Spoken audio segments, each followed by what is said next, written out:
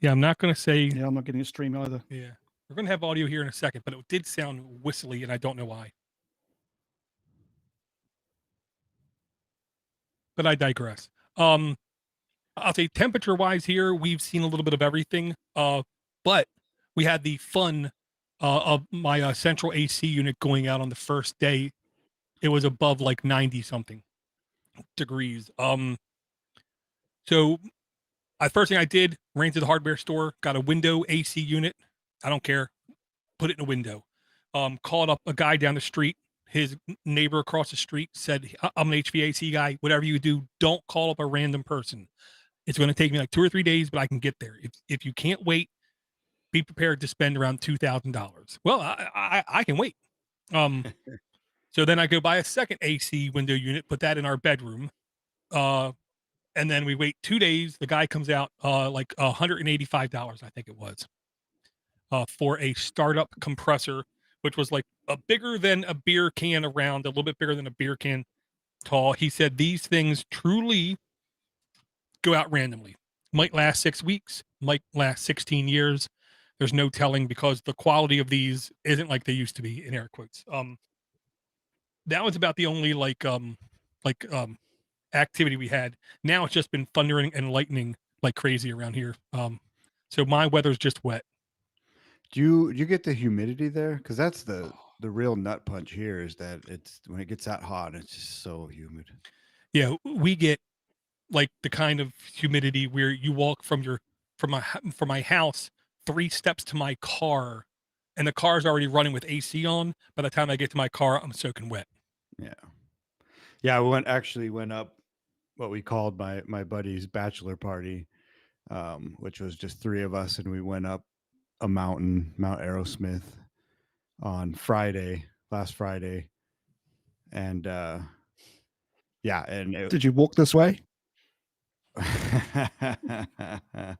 No, but he did look like a lady, and it was unbelievably hot. So we managed to get up to the top of a smaller mountain there, and we started about 5:30 in the evening, and I had never been up there before, but they had, and so we left from this little cabin that we were staying in and didn't take any water, and I didn't expect the hike that we were going on at 5:30 in the evening. And luckily we got high enough up there to where there's a patch of snow.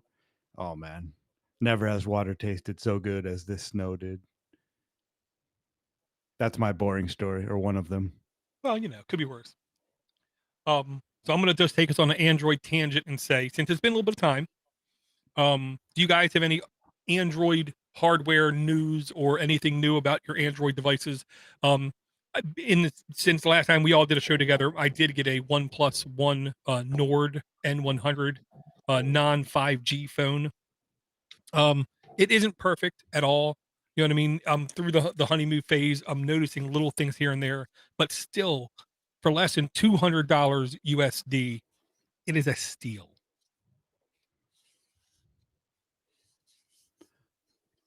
Okay, because I've been looking for a decent new phone. The one I've got at the moment is getting a bit old and it's not running some apps, and I'm getting really frustrated with trying to get a phone that has as little to do with China as possible. It has a decent processor and can do what I need it to do. And all we have here is Huawei, bloody HTC. Oh, we didn't have HTC. The other one. Show me. Anyway, but yeah, it's really frustrating. Vivo, Oppo, the occasional OnePlus. It's really frustrating trying to find a phone that sort of matches what I want and is not too Chinese.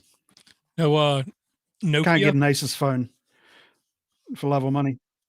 What about Nokia? Yeah, but I've heard a lot of bad things about them. Nah, all lies. Yeah, I've had a look at those, but yeah, it's frustrating.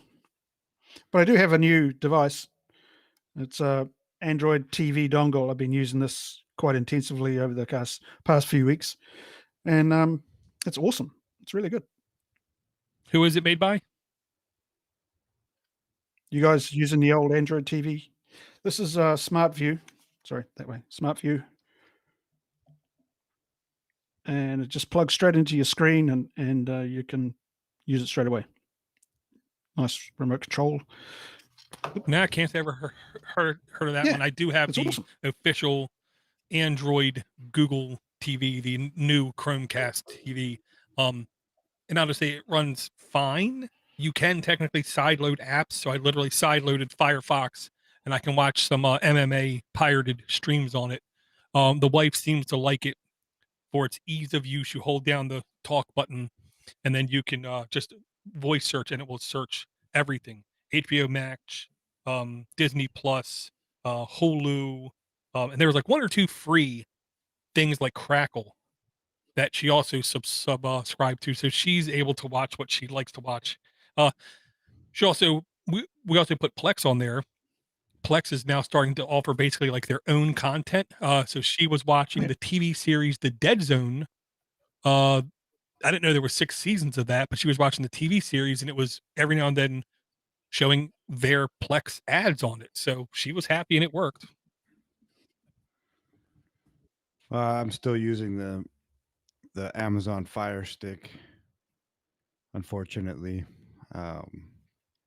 it works. It's pretty slow. It's one of the first ones. It doesn't have the voice activation, Alexa or whatever that is called. And as far as a phone goes, I'm still rocking the super Chinese Huawei P30 Pro, and I don't think I'll be getting a new phone for a while. I do actually quite like this one. Still has a pretty great camera on it, and I'm not running out of space, and it's still does everything I need it to do. So, Well, I will say, Ivor, I don't know about network support, because that's the whole thing. What networks will this support? But if you remember, we talked about this a while ago. I always call it EOS. I don't know what to call it. They've branched out a lot. They offer a lot more phones directly from them, and they offer their firmware now on a lot of phones. Easily, I'll say 200 phones. A lot of Motorola phones. A lot of I'll say Samsung phones. So it might be worth looking at, maybe, if you want to get away from even Google. EOS, I think, is doing a much better job than I think we expected them to do in the beginning. Yeah, one of the problems I'm having is if I try and buy stuff from overseas, it takes months to get here if it arrives at all. Our shipping reliability has just gone down the crapper, and so if I do order a phone from overseas, it's going to take months and months to get here, and then if I buy it locally, it's usually overpriced, and it still takes ages to arrive, and you don't have the same range that's available. So it's becoming really frustrating. The whole shipping issue. Normally I wouldn't mind getting stuff from Amazon or something like that and having it shipped from overseas. But now you just end up waiting far too long for it to actually arrive. Stuff I've ordered before has just been cancelled, and just given a refund with no explanation. I am definitely still interested in this type of thing too, Door. There's a few I wanted to try, but it is just the support. Like I can't justify getting a new phone, and I don't really want to root or throw on a different operating system on this and possibly break it and not have a phone at all. Yeah, I'm not gonna lie. I am tempted to go on Swappa or Is it still running eBay. Google Apps? Yeah, all Huawei phones are running Google Apps except for like one model.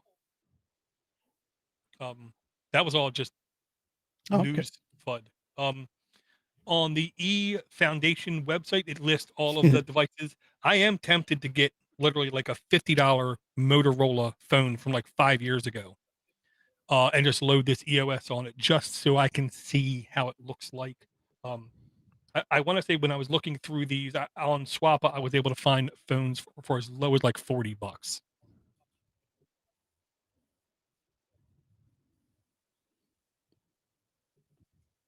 That is good. Looks like Perhaps I should get you to buy me one and send it to me. Probably would cost you less. there's only 9 devices supported by Easy Installer. A Gigaset phone and a couple Fair phones, and then some Samsungs.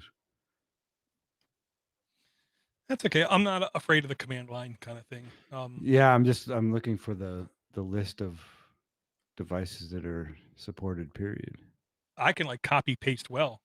I did put a link in the notes to it was doc.efoundation/devices. Oh, there we go. Nice. Yeah, I'll say it's easy over 150, 200 devices. Most of them you have to follow the installed doc. Oh, sorry, it's 158 devices. Yeah, I'm not scared of the command line either. Well, I can copy paste with the best of them. Yeah, that's right. Command line hero. Exactly. Very cool. I will say I don't have any other really Android related things, but what I will say is there is still plenty of stuff happening in the Android verse, whether it is Fuchsia, something that people thought would never get the light of day, actually being pushed to people's Nest Hub devices. Not all of them, but some of the people are getting Fuchsia on their devices. We have the rumor mill saying Pixel, the next line of Pixel devices will have a foldable device. Which I will say, I haven't seen a foldable device out in the public. Have you guys? No. But I don't spend much time in the public. No. So Yeah, same here. But I would still like think every now and then I would like spot one just once in a while. You know, even though now I 100% work from home, I only leave when I have to, kind of thing. But with Google coming out with a foldable device, I think the Motorola one is going to come down again in price even more. The Samsung one is going to come down in price even more. The Oppo and the OnePlus rollable devices, I'm sorry, are just flat out sexy. Hopefully in the next like 12, 18 months, all those are going to come down in price because I'm not paying, $1,000 for any phone, but I would like the foldable prices to at least come down to maybe like $600. So then other people can buy them to help bring the price down. Rob in the chat says he got to play with the Z Fold. How's It that? does sound cool, yeah.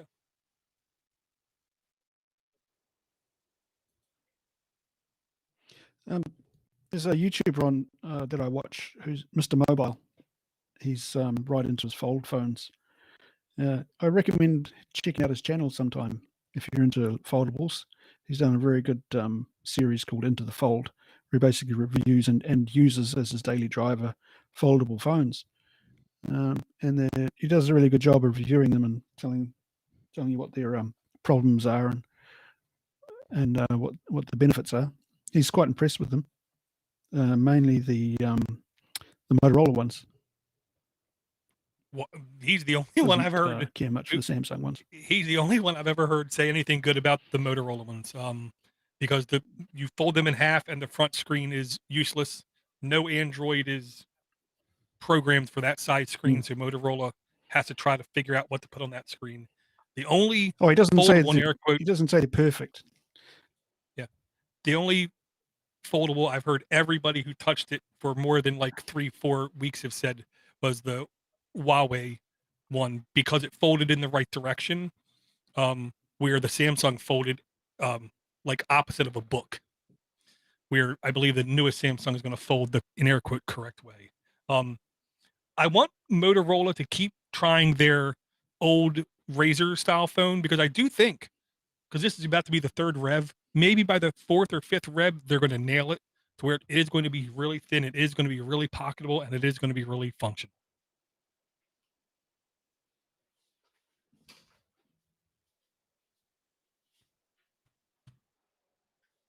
Very cool.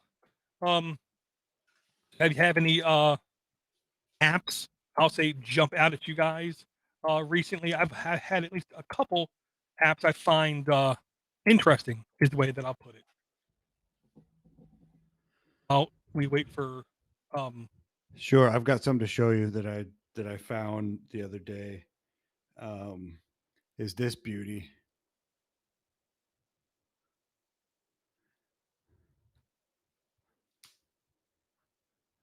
Look at that door. oh my goodness.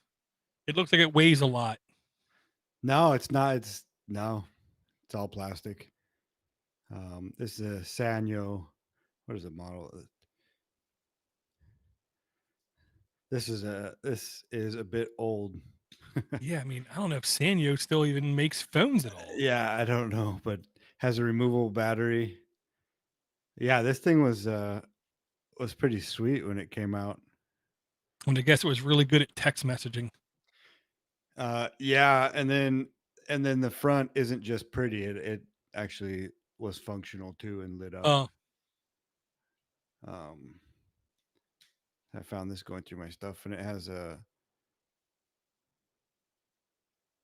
SD card slot. I can't even remember what was all in this thing. Boost Mobile. Is that still around down there? Oh yeah, absolutely. Yeah, nice. Yeah, the MVNE arena is, I'll say, as alive as ever. People love I got this. competition. I got this phone in Honolulu. Oh, nice. I wanted to talk about this just because I don't hear anybody talking about this as a possible solution.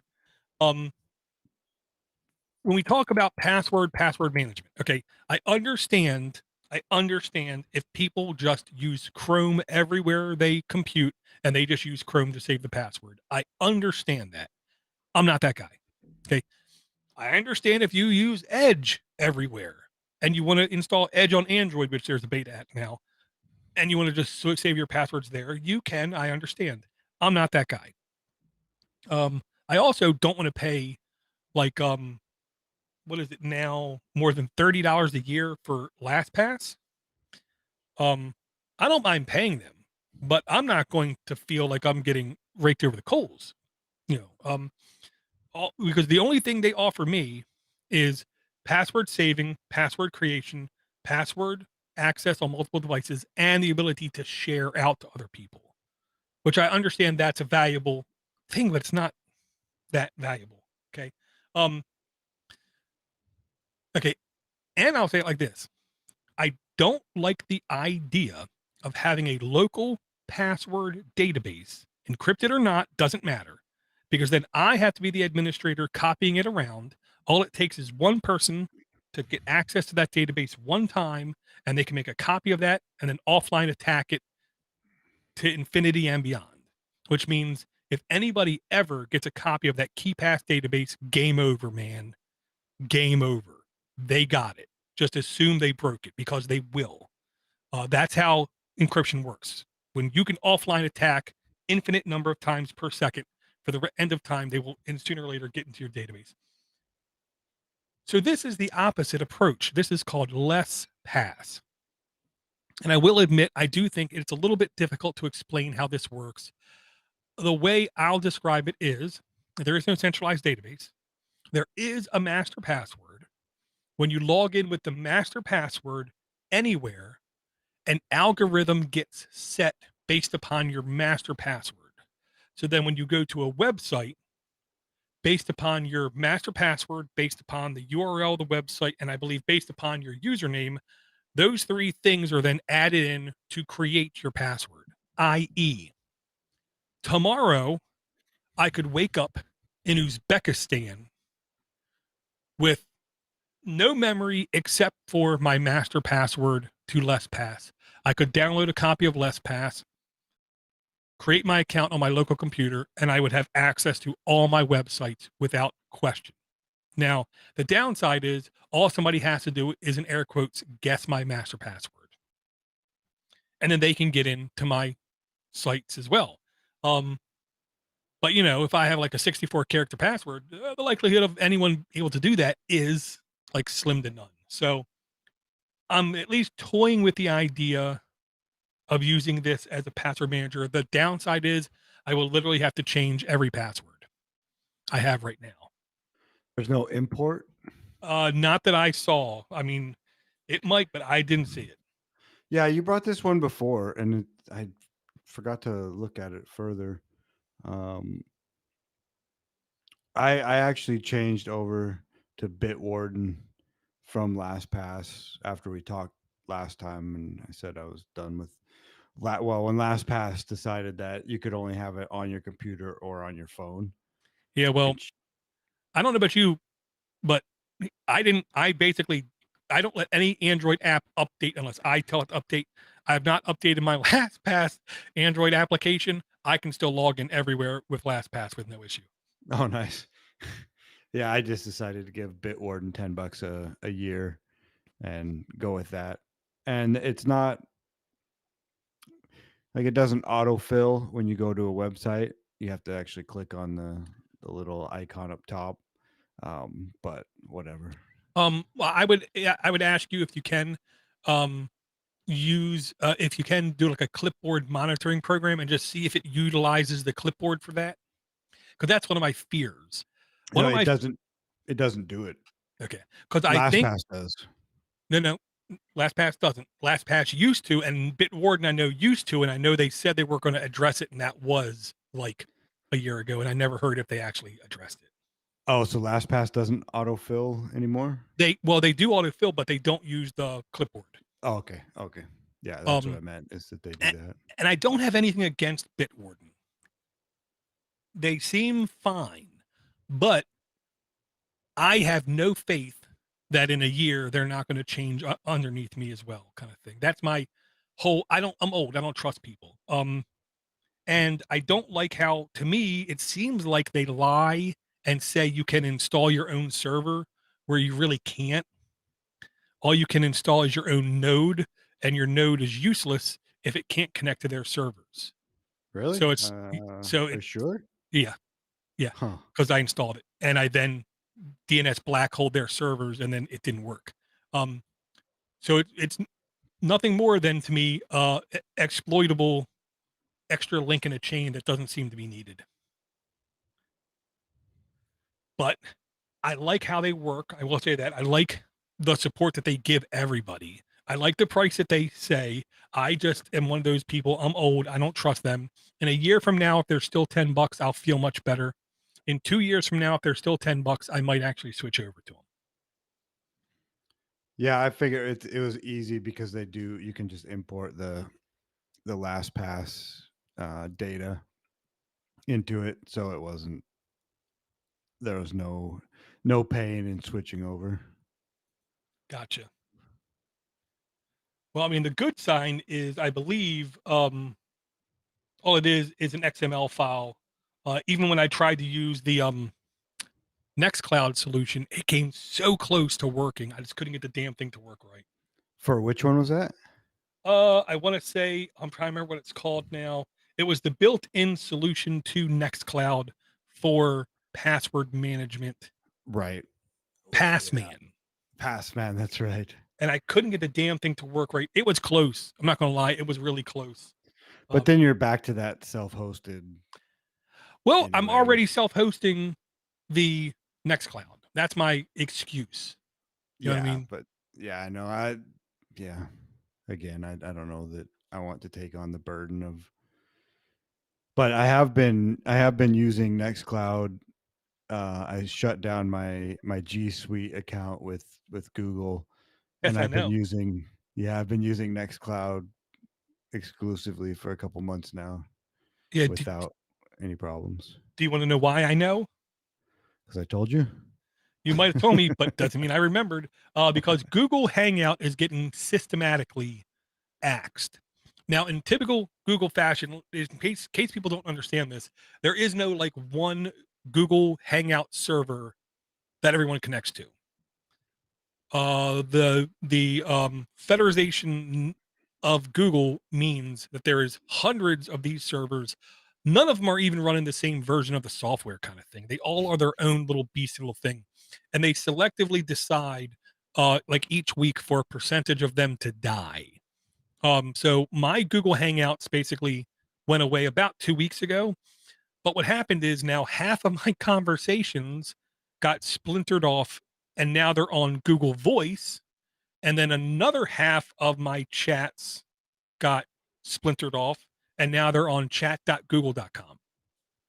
And when I tried to send you the show links through chat.google.com, it says it was unable to process the request to an outside network. Well, yeah, that's right. So I'm actually, as far as like my domain email is being processed by Proton Mail now. Ah, good. Yeah, and so I pay them a bit of money to do it instead, but I'd much rather give those guys money than Google. So I agree. and CJ in the chat here is saying that he uses Vault Warden, which is apparently it's Bit Warden written in Rust.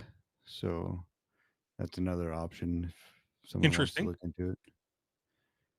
And Ivor is tapping out. He had computer issues, so that was fun while it lasted.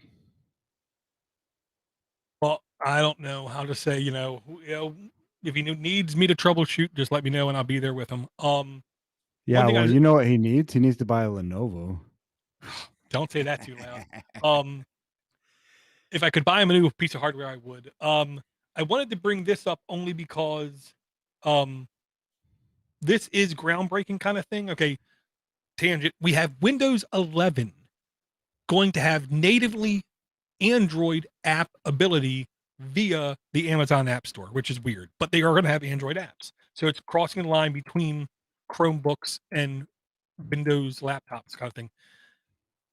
Officially in Android 12, Google is going to support third-party app stores. Okay. This is kind of like groundbreakingly insane. This is like their bread and butter. I mean, they're literally like sounding like they're going to open up the ecosystem to allow phone manufacturers and phone carriers to install third-party app stores, or you, the user, to be able to install third-party app stores. And now I do believe like one of the best beneficiaries is going to be places like F-Droid or App2 IDE, Aptoid, or places like that. But if they're reading the tea leaves right, the XDA developer people basically say yes, they are going to basically enable third-party app stores through their interface, which I do think is quite insane. I sent you that article, which I'll admit, didn't read thoroughly, but that Google is going to be taking out wouldn't allow APKs on the Play Store. Do you remember that? Yep. Looking for it now. I want to say it was I can't remember if it was Android Authority or Android Police. I did save it on here. So do you reckon that has anything to do with this, or like would affect it at all? Yeah, I'll say this, partially yes. Android is changing. Long story short, APK, there's no such thing as an APK file. An APK file is nothing more than a zip file, but they changed the extension to APK. Google is changing the default format of their files to be a much more condensed, much more compressed format, but it's also going to enable them to splinter out updates to where if you only need a little bit of the file, they'll very easily be able to just take a section of that file and ship it down to us, saving bandwidth, saving processing power, making things faster. But it's also, they're going to force every developer to update their app, or else you're going to get basically the boot off of the store. It wouldn't shock me if this is somehow related, is what I'll say. And rest assured, if they are changing the app format, it's not because they're doing it because they like people. Do you think that they'll somehow lock down the device to where you won't be able to sideload APKs as well, because that would be a big problem. Well, I do think it's going to make it easier for them as an operating system to differentiate and give them different like abilities. If you come over with the correct format, in air quote, they'll give you like higher permissions or permissions without question easier. Where if you come in with an APK, it might be a little bit more difficult to get everything that you need, or it might periodically ask you, are you sure you want to give access like every time you load the application? Right. But yeah, I'm sure it has to do something with control. Just like Google dropping the third party cookie thing. It isn't because they like you and they respect your privacy. It's because they think they don't need it anymore and they can track you their own way.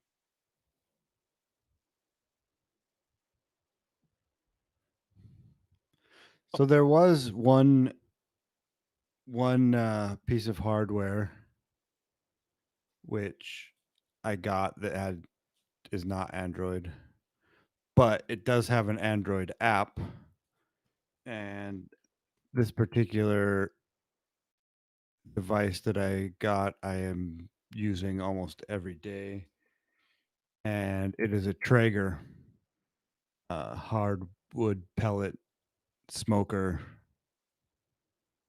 and so it has an app which I just put in there.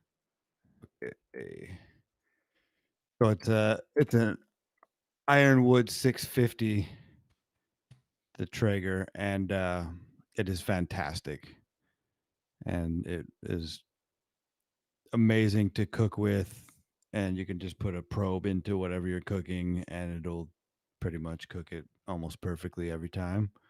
Well, yeah, because that's the thing. You basically just load it with hours worth of pellets. You program it. I want my beef to not go above like 126 or whatever. You put the probe in correctly, because if you put it in wrong, of course, bad things are going to happen. And then you just sit back and wait. Yeah, and then there's all the different types of pellets and everything else, and so the app, you can adjust the temperature, you can turn the grill off, you can adjust the probe to where you want it to stop, and it actually it's for what it does. I haven't had any issues with it. It's a pretty polished. There's a couple annoying things, like if the grill gets low on pellets, it'll like have a pop-up ad for Home Depot. Do you want to buy some more pellets? Like, dude, come on. I've got a bag outside. Leave me alone. But yeah, the grill is amazing, and I've had a lot of fun cooking and have enjoyed eating the food that has come with it. I understand. Absolutely. I will say, I'm not going to say I don't want a smoker. I just want to wait till I can invest in something proper, which is not today. Yeah, this one is, well, yeah, this is a pretty good one. And there are some other brands that are about half the price. Like there's one that's called Pit Boss, and so that might be worth looking at. I'd like to try one of those, but I can't I can't buy another one. That's for sure. I understand. One thing I did want to throw out there real quick, Ivor mentioned his dongle, and I'll be, because I never heard of a dongle before in my life. Um, I'm a little worried about dongles like that I've never heard of, only because when are they ever going to get updates? In the realm of IoT, in the realm of security, it's very plausibly possible for anything with an IP address in your house that doesn't get an update for it to be used for either DDoS purposes, island hopping purposes, or something else. So I'm always a little hesitant to get no name things. Now, for me, for my own little play thing, sure, yeah, I'll get whatever.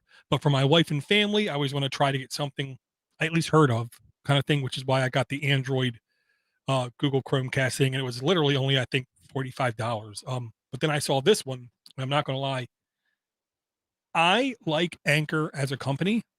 I do believe they make some of the best cables, some of the best batteries, some of the best like power packs, some of the best hubs I think I've seen.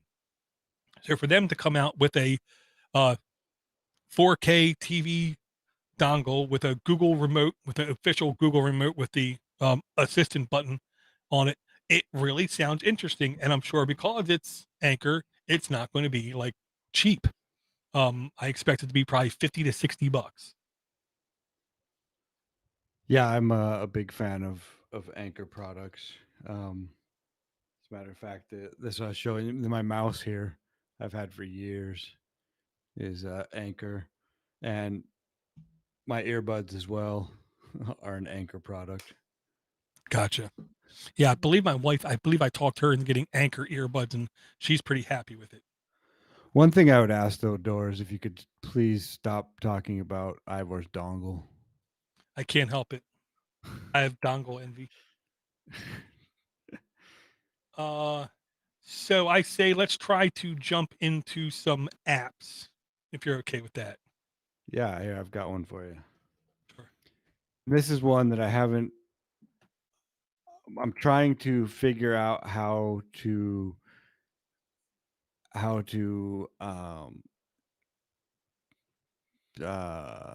try to get off of Google Calendars, basically, which is a extremely convenient way. Well, I mean, it's a convenient system for sure, and for syncing and everything else. But this one is Proton Calendar, which is made by the same Proton that does Proton Mail. Do you want to give like a quick 30,000 foot of Proton, like what it is, why it is, how it is? Well, I'm not a spokesperson for it by any means, but yeah, it's a company in Switzerland, and they started off by just having free encrypted emails. And so I mean, you can just have all your emails encrypted. I'm not sure how it works going between different encrypted like if you went Proton to somebody that was doing their own encryption, if that's how that works. But then they've now gotten a paid version of Proton, and now I'm hosting my email there. So yeah, they're basically just a security focused group based in Switzerland. So I mean, there's good cheese and chocolate. Yeah, and and bags.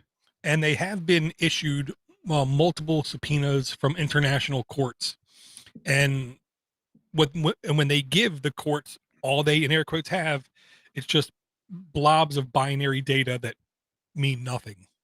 They literally have no logging of any sort, of any magnitude, anywhere on any of their network.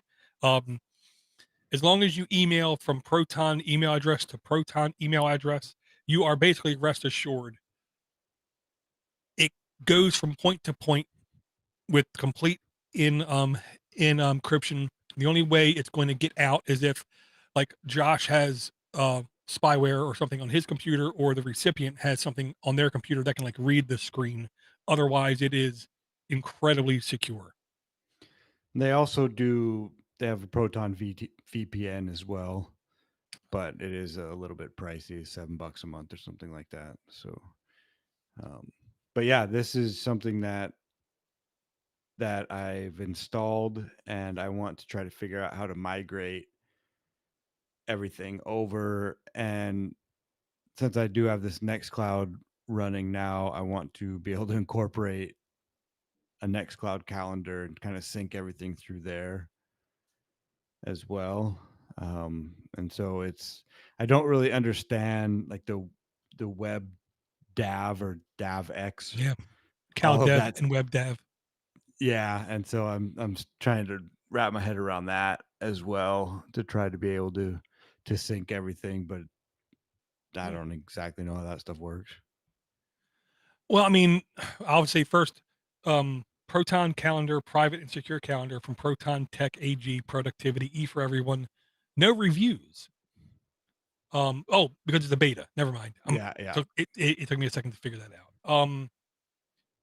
Updated June 17th, 2021, varies with device. 100,000 plus installs for a beta. That says something right there. I see it, however I explain it, it's not going to make any sense, because saying CalDAV or WebDAV is like saying POP or MAPI. It's just an agreed upon protocol for point-to-point communications. POP and MAPI is just email message focused protocol to be efficient. With CalDAV and WebDAV, I believe, is supposed to be more contacts, um, and something else focused, where CalDev is basically just supposed to be a calendar connection for meetings and appointments kind of things. You should be able to, I'll say, point your Nextcloud server to it using CalDev and see it just like it was a native Nextcloud calendar. But I will say it's a little tricky and it's not instantaneous. Sometimes when I use CalDev, I make an appointment and it takes like 5 to 10 minutes for it to show up in a different system. Yeah. But this is something that I don't know. Apparently I'm a Proton shill now, so Hey, could be worse. really could be worse. It could be an Apple shill. Nope, you could be a Microsoft shill. Or that too. Speaking of Microsoft shill, Microsoft Edge is my app. Microsoft Edge beta for Microsoft Communications. E for everyone in beta, 115 downloads. For some reason, this one has reviews, 4.2 average reviews. Updated June 28th, 2021. Varies with device, 1,000 plus installs. Current version 92.0.902. Yeah, it's like they're on drugs or something and they're not sharing. I will have to admit, maybe the best decision when it comes to web browsers Microsoft has ever made, it's to give up on their DOM, give up on their document object model, and just take someone else's core and use that as their base. With that said, when are they going to do that with the kernel? Because they really do need to. Just saying. Oh man, yeah. I don't think they can. I mean, they just blow it up and throw the Linux kernel in there and call it good. Well, I will say I use the Edge browser on my work computer for work related things. But here's the weird thing. They just found out at work that, technically speaking, one of the last versions of Windows 10, because they've been minor and major releases here in the last like 2 or 3 years, one of the last major releases has support until 2029 or 2028. And in that version, it officially supports Internet Explorer 11. And supposedly people at work are being told by their superiors, be prepared to roll back every computer to that last major Windows 10 version and make IE 11 the default on everybody's desktop. What? Wow, that's all I gotta say. Wow. Yeah, I was just there's looking up Internet. Yeah, there's no explaining it. There's no rationalizing it. It just, Well, it's move government. Just kick the can down the road a bit. So I can't talk about this app anymore. No, I'm upset you brought it in the first place. I know. They're gonna send you your 25-cent check for that, or what? They're probably gonna reprimand me. Here's an oldie but goodie. This is a Minesweeper, the clean one. It has 8,448 reviews by Dustland Design under puzzle. Average of 4.6 reviews, or 4.6 through those reviews. 500,000 plus installs, 5.4 megs. Current version 1.3.1, updated June 16th, 2021.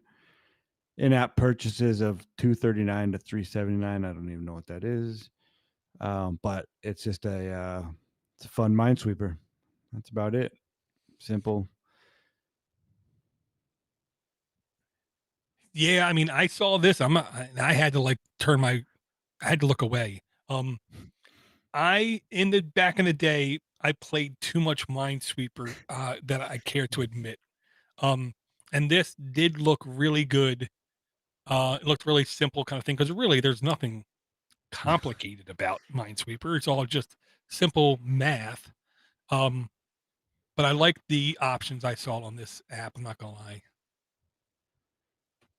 Yeah, is Minesweeper still a thing? I mean, does it come on Microsoft computers or? It doesn't come by default, but you can go on the Windows Store and download it, or Solitaire, or Spider Solitaire. Yeah, I mean, for anybody that doesn't know what Minesweeper is or was, look into it. I mean, it was one of the first sort of GUI games on a computer. And it right, is hard. Dor? I mean, that's one of the first ones, right? Like It kind of is, and it's hard to describe. All you got to know is there's a field, there's a grid of squares. You click to uncover that square, and if there's nothing around it, it just opens up an area, and then you see numbers bordering the uncovered boxes, and then you got to use math to figure out the number represents how many bombs a square is touching. So hypothetically, if you have a number 8, you know all the way surrounding that square is mines, because that's the most you can possibly have. And then using that kind of logic, you have to look at each square and say, well, this is only touching 1, next to it is only touching 2, this one is only touching 1. Then you know, well, there must be a bomb, space bomb kind of math going on. And you're just trying to clear all the empty spots that don't have a bomb. And if you hit a bomb, then sayonara, good night. Start over. And I will say some of them actually offer, like some of the games offer in the very beginning, they offer you a hash, giving you that exact game number, to where you can then say, here, you try this game number to see if you can clear it out, kind of thing. Because there's, in Minesweeper, there are little gotchas to where sometimes you'll go to a corner and you have nothing but a 50-50 chance. Yeah. You might be right, you might be wrong. It's all about the hash, Dor. Yeah, I know a little bit about that. Okay. I literally looked down and I swore what I was about to click said hemp puzzle. It doesn't, but it looks like it did. This is a game that I will say was pretty popular on Nintendo Switch and Steam and other platforms. Currently, it's $6.99 here in the US. If you actually play through the game, in my humble opinion, well worth the money. It is called Baba Is You from Hempuli, a puzzle-based game, E for everyone. 113 reviews, $6.99 USD. How much is it out there in Kandua? $9.99. 4.9 average reviews. It is eligible for the family library, so that's good. Updated May the 5th, 2021, 88 megs in size, 1,000 plus installs. Current version 144.0, 4.1 Android and up. Permissions, photos, media, storage, pair with Bluetooth devices. I don't have any idea why, but I'll tell you this. This is a different breed of puzzle-based game. Okay, we're going to take a look at the number 1 screenshot, and what you see is 4 corners.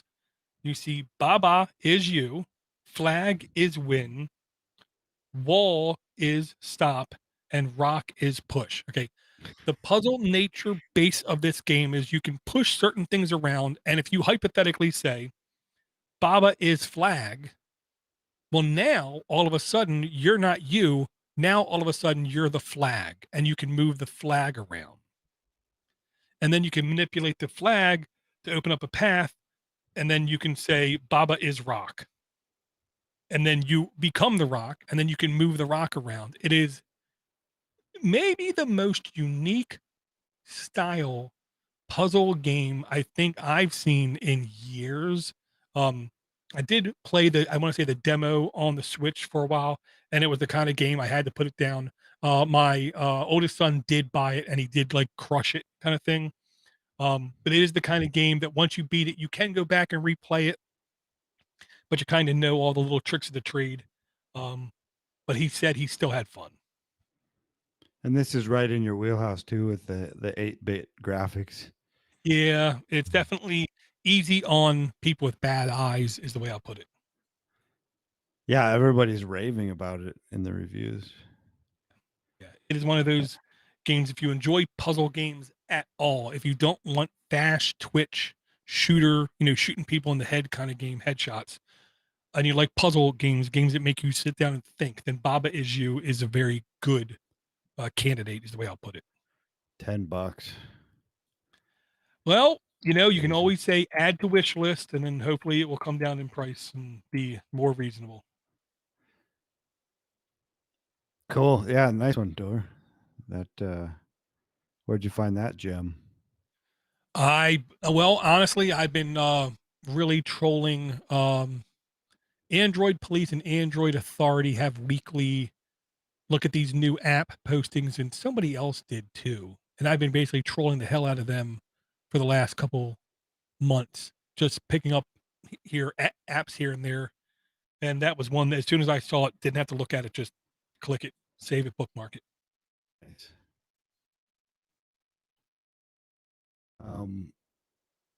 This one is called BirdNet, Bird Sound Identification by Stefan Call under Education. And it also has 4.6 average reviews out of 7,374.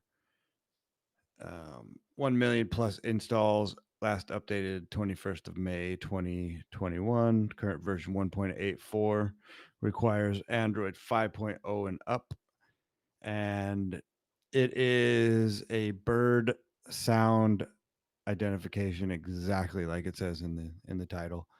So you just let it record the bird, and then it gives you what it thinks that it is. I've used it a few times, and it seems to be correct because I'm trying to learn more about the birds, and the kid who turns 3 in 2 weeks really likes the birds and whatnot. So I never really was interested in nature and learning about trees and birds and wildlife when I was a kid. So I'm kind of hoping that I can teach him a bit more so he has a base growing up as far as his surroundings. And so this is a good way to try to identify all those pretty sounds you hear when you're walking in nature. I agree. That's really cool. And here's the thing. I'm honestly amazed I didn't think of that, because I have I think a similar app is the way I'll put it. Between you and me, with no one listening, like, my wife, the other day I walked out my front door, and on coming out of my siding in the door jamb, was a snake.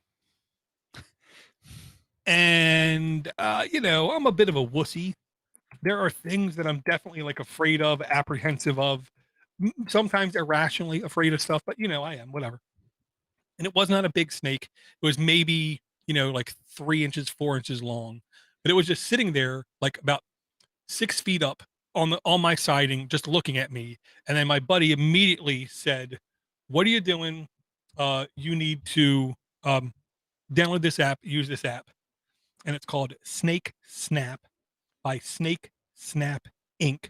education, E for everyone, 494 reviews, free to download, no in-app ads, no in-app purchases, 4.9 average reviews, July 5th, 2019, last updated, 17 megs in size, 50,000 plus installs, version 1.0.1. So it hasn't been updated in over a year, and the version is 1.0.1. As far as I'm concerned, I'm going to paraphrase John Mad Dog Hall, and say sometimes you don't need to update stuff. They kind of don't. Requires 5.0 Android and up, content rating, E for everyone. Permissions, it is going to need some permissions, like your low location, your photos, your media, your storage, your camera, your microphone, and other. I'm not sure why it needs a microphone, but I'll say is, I guess it's a very simple app. You just take a picture of a snake, or you go to your gallery, you take the picture of the snake, you add as much information as you can. You can give it your geolocation permissions, or you can just type in your location and say, here's where I'm at. What in the hell is this? It's not instantaneous. It did take, I want to say, at least like 10 minutes, but which wasn't long at all. And then it told me exactly what kind of snake it was, and it insisted this is not threatening to you, your family at all. It is going to take care of small varmints and small pests in the area. Please, whatever you do, leave it alone. So what was it? I knew you were going to ask that. Just do a quick search in my email for snake, sort by date. My snake snap submission. Oof, man, I have to say that nice and slow. Okay, thank you for using Snake Snap. Your snake is a harmless rat snake. These snakes are considered to be beneficial, not just in nature, but also around homes and farms, as they provide a great rodent control. They have been known to eat 192 mice per year and do not carry any disease humans can catch. They may act defensively if captured, but they are not dangerous snakes. Cheers. If you would like to see more pictures and information of the snake, please click here. And it's to their website giving you the definition and details of that snake. Yeah, that's cool. That's good. I have one that it's a spider identification app, which I identified a wolf spider the other day, so that was Ooh. fun. But it's kind of janky, and it has, like, you can do a one-time payment, and for some reason it just won't work, and so it's just this obnoxious ad where you have to watch like this 30-second ad before you can do anything every time you want to take a picture of this spider, and they can't give them money to get rid of it, and so it's just sort of, now it's just a brick. I don't even want to use it. Gotcha.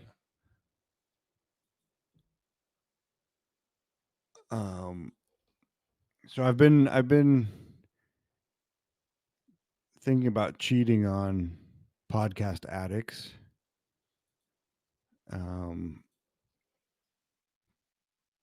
And this is one of them, called Podverse.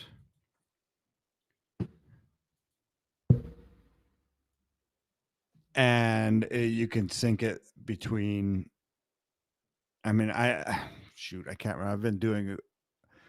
I've been looking at several of them, so I can't remember exactly. I think this one, it's almost like a web app, where you can sync everything. And they also just open sourced it as well. But I've been trying to follow this podcasting 2.0, and like, I'm really keen on being able to stream cryptocurrency to podcasts. And so I had reached out to, is it Guillermo? Yeah. The Podcast Addicts, and he said that he wouldn't be implementing that feature. So Xavier, he always waits. Xavier. He always waits for it to become like absolute, is what I'll say. Well, he said that they would be like 0.01% of his um of his audience that would actually use the feature. So that it's such a good, like, Podcast Addict is such a good app, you know, that it'll be difficult to find something that is comparable but also has some of these features that I'd like. Gotcha. This is a really, really clean looking player, is the way I'll put it. Yeah, did you go to the website? You can actually play from, so I think what you do is you have an account there, and then the app, and it's podverse.fm, and then everything syncs through there, if I remember correctly. Gotcha. But he just open sourced it last week, I think.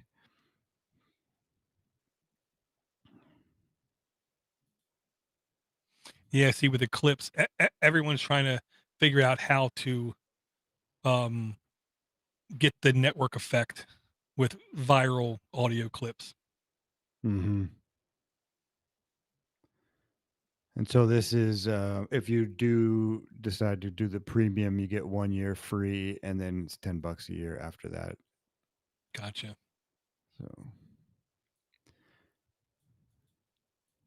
yeah, there's quite a bit of exciting things happening in the podcast universe. People are starting to realize that, oh, this is a thing.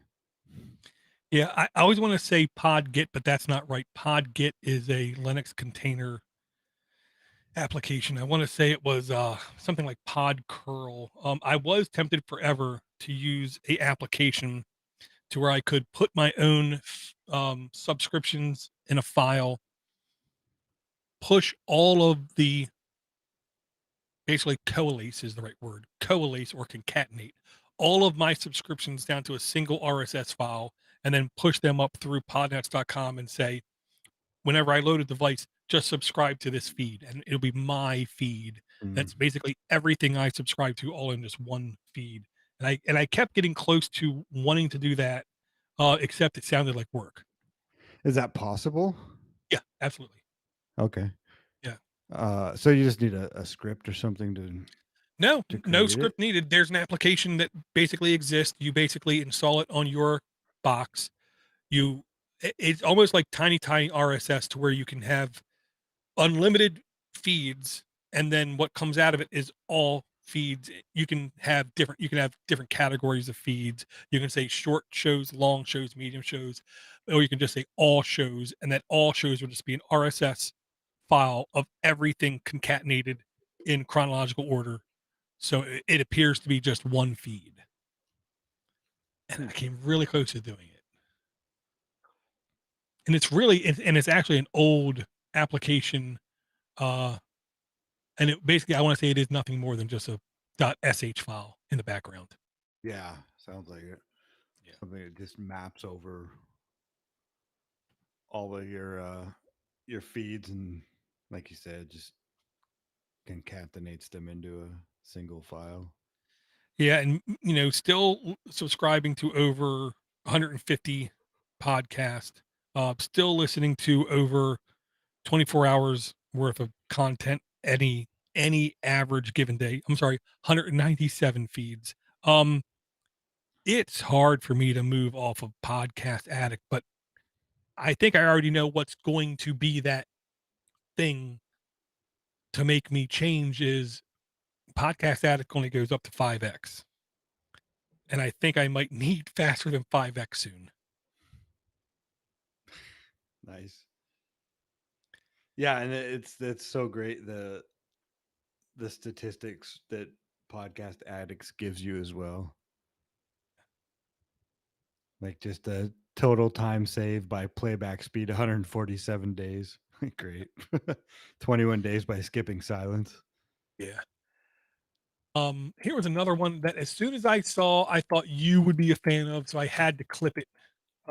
It's basically just called Secure Me. Um, you have to trust this app. I'm just saying, okay. It is Secure Me, all one word. From Secure Me tools, E for everyone. No in-app ads, no in-app purchases, completely free to download. Um, no reviews, basically. Updated April 16th, 2020, size 6.9 megs, 100 plus installs, current version 007. 4.3 Android and up. Content rating E for everyone. Permissions, it basically just says no special permissions to run. Okay. That should be an indicator to you. This is basically a application that helps you understand uh, what's on your phone and how to um, uh, secure your device. I'm pretty sure this is what I thought it was.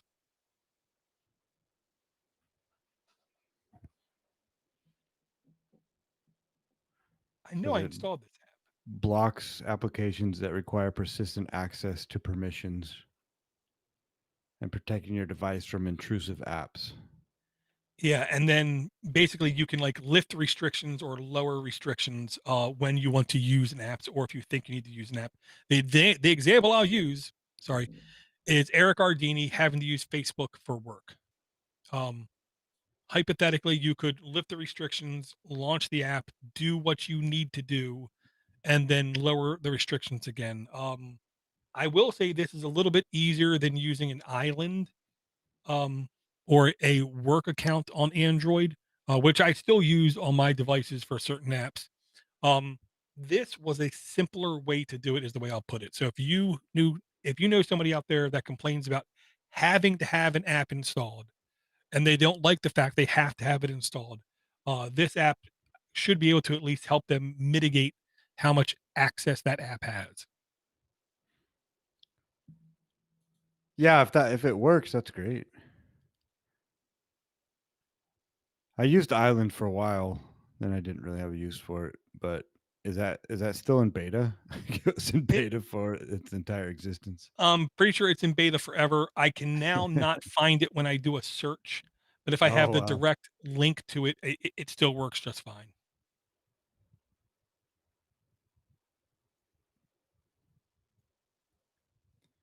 Um, so another one, what I did, uh, I don't think we've talked about this, but my home network now is the Nextcloud, which is on a Raspberry Pi 4 sitting on my shelf, and with an external hard drive. But um, one copy is zero copies, and so I ended up paying a one-time fee for eCloud, it's called, and it is a cloud storage, and I have 2 terabytes up there, and so I have an app on my phone, and I have an app on my computer, and so basically I'm syncing my NextDrive uh, directory on my computer to the pCloud app, and so it's automatically backing up Nextcloud. Um, and so this is pCloud free cloud storage by pCloud Limited, productivity 35,321 reviews, 4.5 average reviews, and it is 1 million plus installs, 19 megs in size, updated 25th of June 2021. Current version varies with device. Android version varies with device. And so yeah, I'm backing up all my pictures automatically from my phone up to pCloud, and it's been everything's worked flawlessly so far. They've been around for hopefully long enough that they're not going to fold. Um, so I figured, it would only take a few years paying by the year to pay for the one-time fee that I paid. And so that's how I'm working my network now, as far as storage and syncing and backup. So can I ask, how much did you pay? 350. And this is like a lifetime kind of thing. Yeah. That's not And bad. but that's US too, so like $12,000. Right. So this is, and I don't know how to describe this except for this is going with the Dropbox um method of you install it, you put a folder anywhere on your device, and then you click what you want to sync in it, kind of thing. And it's a very proven way to do file syncing. Yeah, and and so I just use it for like the backup for the pictures on the phone, but then it's basically syncing my Nextcloud as a backup that way.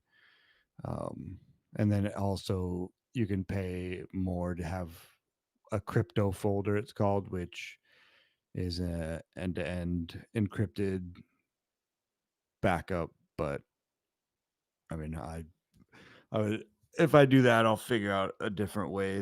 You can also encrypt Nextcloud, but it gets convoluted though that way, as to, maybe it would make sense to have this crypto folder and put everything in there and then have everything encrypted. Because if I encrypt it going from my computer to Nextcloud, and it's encrypted on my Nextcloud server, and then I back it up to pCloud, something happens to Nextcloud, can I unencrypt it? I can't unencrypt it on pCloud. I wouldn't imagine it'd just be some blob. Gotcha. Yeah, you're using it as a true backup utility. And I have to here's the reason why I like the Dropbox format of an application. On your phone, you're able to use it seamlessly as a backup. And I like how in the app you can say just back up my photos, just back up my videos, or back up both. That's a nice little touch.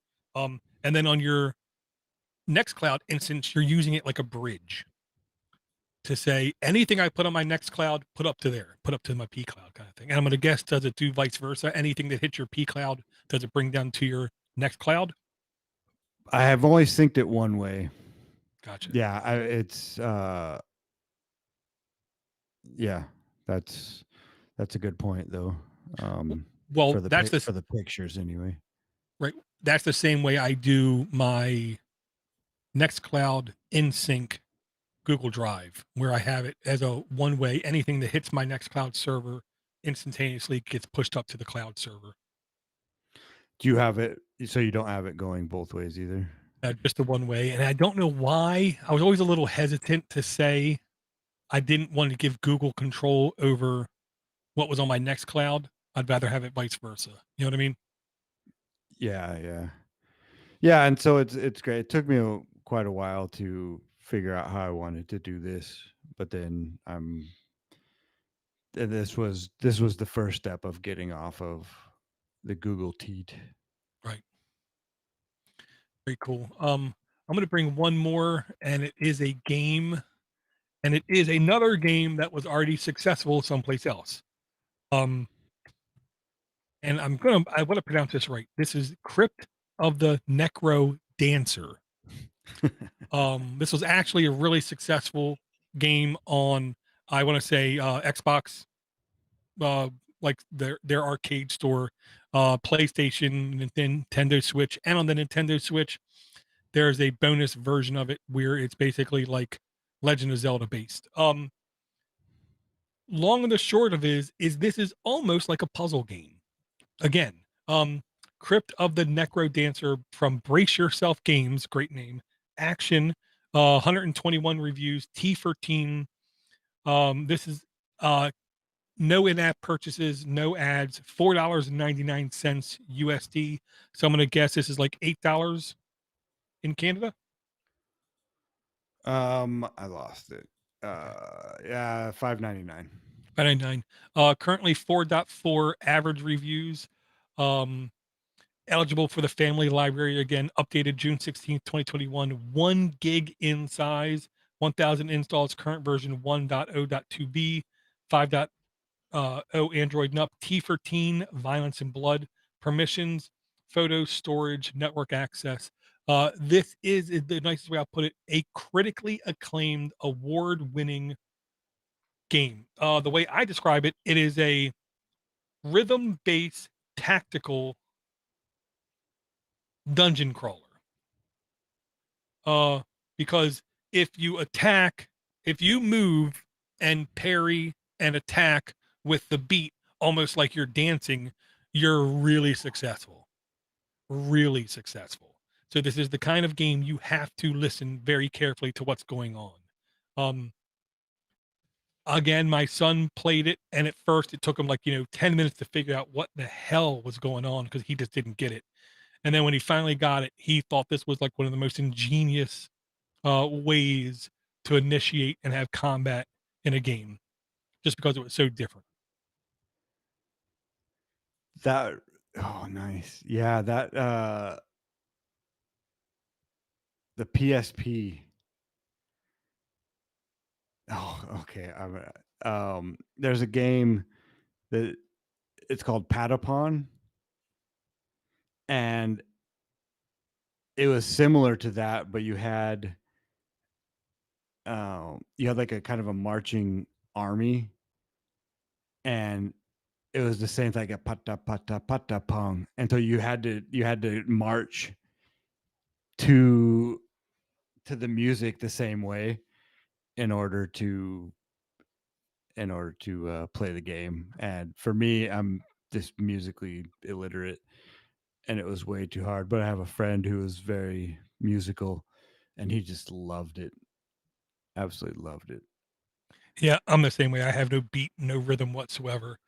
I just thought it was cool. And it does say that the Android version is also optimized for Chromebooks.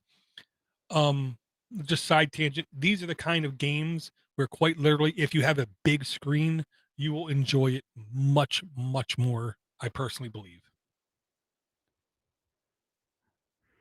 Yeah, thanks, Dor. That brought back some memories. That was another when I lived in Honolulu. I had the PSP, and we just played that game to no end.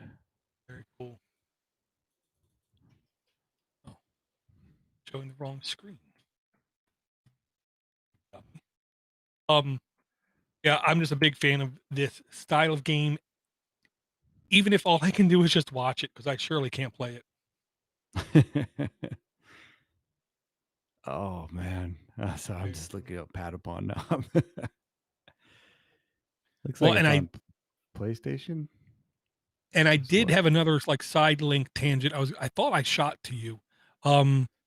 Somebody was reinventing from scratch James Bond 007 type thing, but they also said they wanted to pay homage to Time Splitters. Oh, yeah, they're coming out with a new Time Splitters too. Oh my goodness!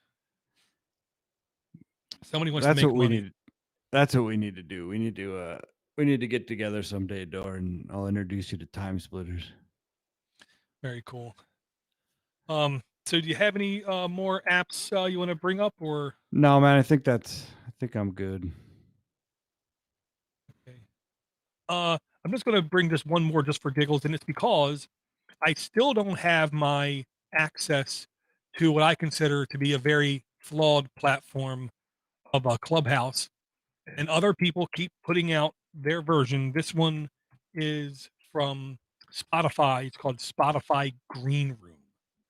Talk, live music, and sports and more from Betty Labs Incorporated. It's under sports. T for teen, free to install, no ads, no in-app purchases. Basically, this is where they want culture to happen with an audio experience, is the way I'll put it.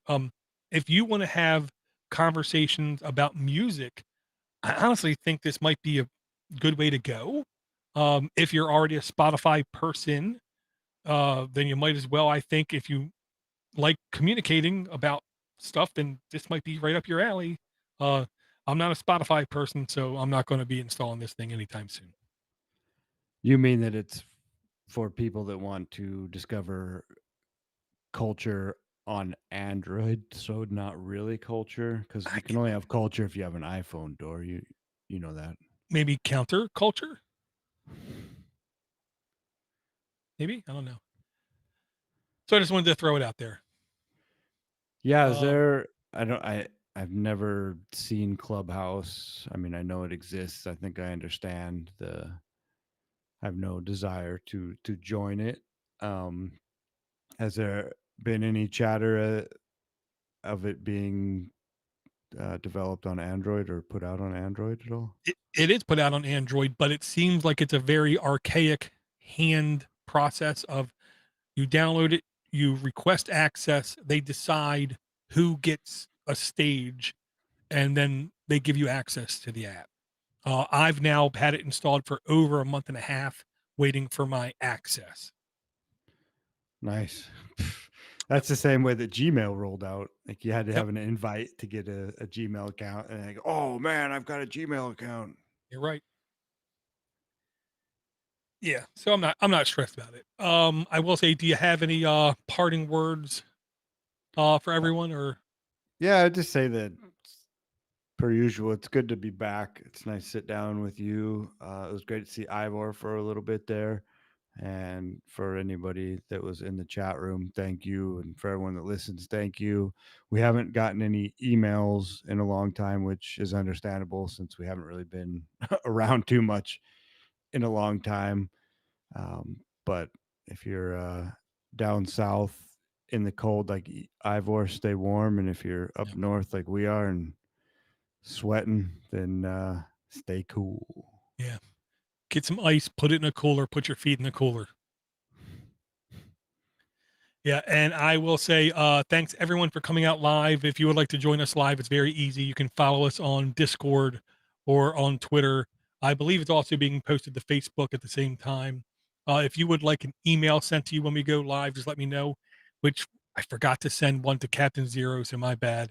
But I want to thank Michael, Charles, Rob, Pete, CJ. yeah, Charles, Oh, and Charles. Yeah. everybody for coming out live. I try to keep up with you guys in chat, including Eric. I believe Eric is Ivor's brother's name. Yeah. I try to keep up. I'm mentally slow. If we had a full cast of hosts, it would be easier for me to read at the same time as listening, but it's a little bit difficult. So thank you guys for coming out. Quick tangent. If you want to end the show now, just skip till the end of skip the rest and you don't need to worry about it. I will say we have lost almost half of our Patreon supporters in the last year and like 6 months, which is understandable. I will say that. I will do everything in my power to try to convince people to, let's just say, come back and support us. If you would like to support us again, it's very easy. Patreon.com/Android App Addicts. If you want to contact the show directly, it's very easy. AAA@podnutz.com. If you would like to send us a voicemail, it's very easy. 7076 Podnut, or use any voice recording device on anything you would like. Record an audio clip and send it via email. We'll take that as well. If you are like dying to partake on an episode of this, I am not against having people at least do little guest spots with their own apps, tips, or hardware suggestions in the future. So I And want sorry, Dor. to. I didn't mean to interrupt you there. I was going to go through the apps here. We didn't do Oh yeah, a yeah. Please. rundown of. So first, there's the Traeger app by Traeger Pellet Grills. We do take sponsorships. Proton Calendar, private and secure calendar, early access by Proton Technologies AG. Microsoft Edge Beta by Microsoft Corporation. We don't take sponsorships. Minesweeper, the clean one by Dustland Design under Puzzle. Baba Is You by Hempuli under Puzzle. BirdNet, bird sound identification by Stefan Call under Education. Podverse by Podverse LLC under Entertainment. P Cloud, free cloud storage by P Cloud Limited Productivity. Secure Me by Secure Me under Tools. Crypt of the Necro Dancer by Brace Yourself Games under Action, and Spotify Green Room, Talk Live, Music, Sports, and More, Early Access by Betty Labs Incorporated under Sports.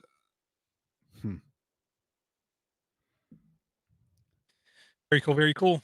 I want to thank Ivor for coming out. Ivor, if you want to hook up on an off time, we can try to see what's going on. I will help you as much as necessary. Josh, want to thank you for coming out as well. Always good to chat with you, my man. Yeah, you too, Dor.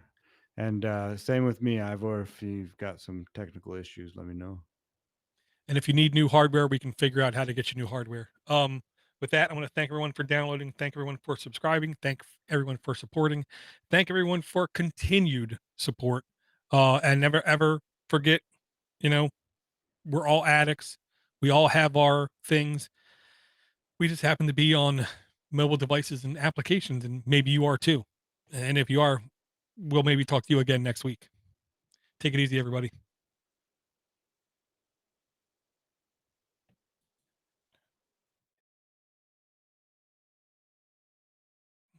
Go back. Okay. Shell. File. Oh, come on, Audacity. Log. Oh, come on, Audacity. Be patient. Oh, no, it just froze up trying to save it. Oh, no, you got to be kidding me. There we go. Save it quick. And say when it's over an hour, sometimes it literally sits there and thinks. And this was definitely over an hour. 573. Yep. Which I think is a prime number, to be honest. Sounds like it should be.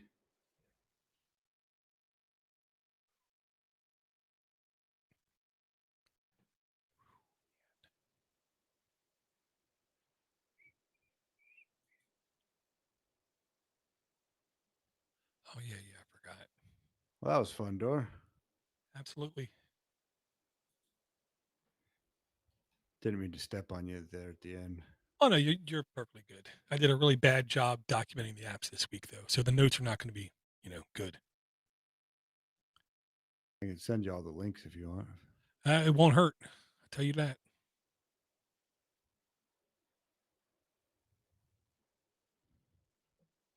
I'll concatenate them or concat. That's such a difficult word, man. Concatenate them into an RS feed for you.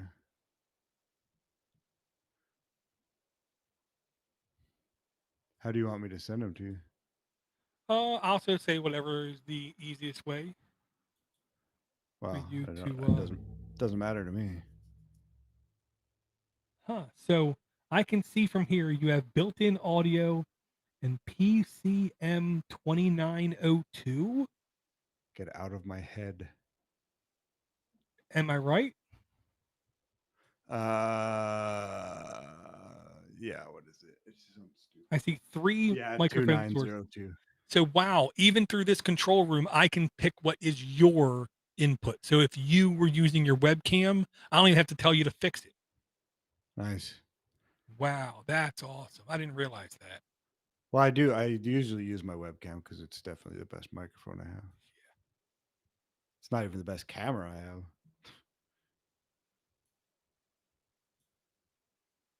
Oh my Lord. Good luck finding those keys, Red. Oh. Yeah. Oh no.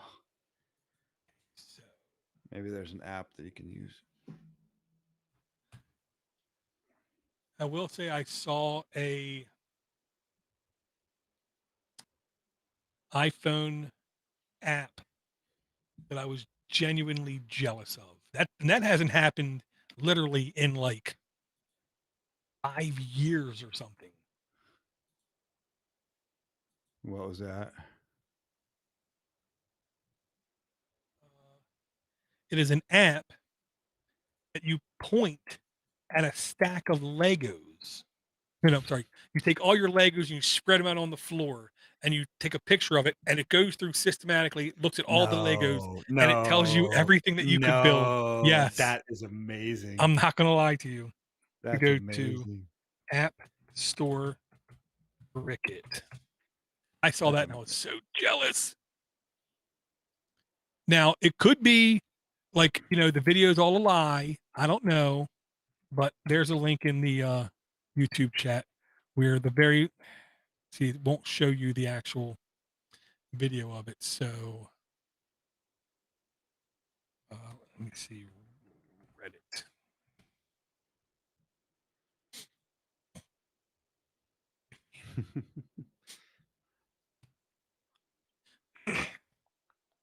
I did see a GIF of a screen capture where somebody showed it in action. Jeez. This one. You can't hear this, can you? Nope. I'm watching a walkthrough of the Patapon. Okay, yeah. Here is a link to a Reddit posting where the guy did a screen capture where it looks real, where it will literally use your iOS webcam or camera, scan all of your Legos, and then go through a list of everything that you can build.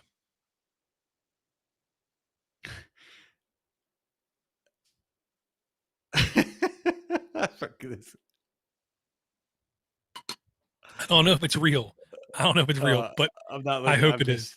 Yeah, here, I'll send you a link to this game too. Man, this game was actually pretty sweet, especially since it was like 2007 probably.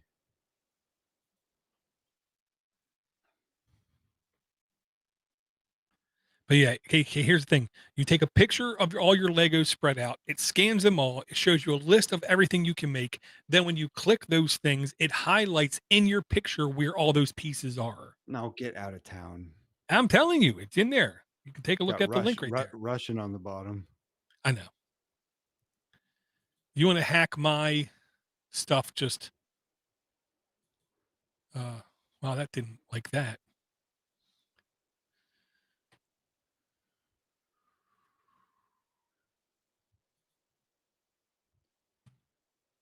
Oh, I don't know, man.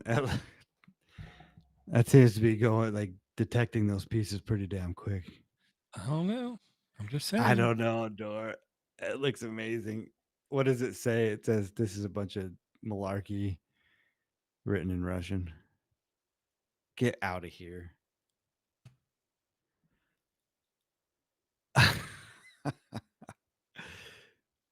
I mean, that's absolutely genius if it works. Block it. Brick it. Yes, of course, I immediately tried to find the equivalent app. Android.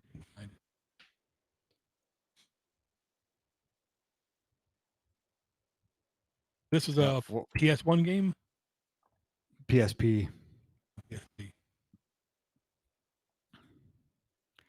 Pata pong. Gotcha. Yeah, and then I was just looking at it. I forgot how it's actually pretty funny too.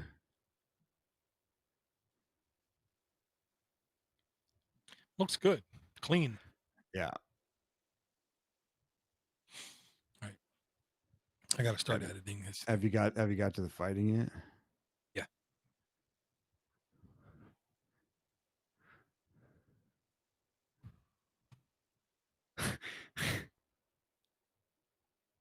Fight.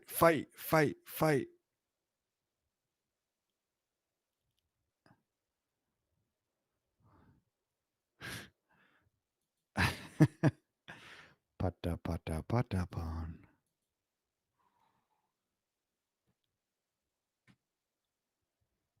So do you want to send me a link and email to the file? Yeah. Or I can I don't know that I have, since I'm using Nextcloud for my Nextcloud, I don't know if I can use yours as well, or how does that work? I mean, worst case scenario, you can put it on your Nextcloud and just send me a share link. Yeah. Yeah, I can do that. I'll also just put a little fight. Now it's just playing in the background. Pata pata pata pun. Fight. I gotta get rid of that. I'll send you a little text file with all the links. Cool.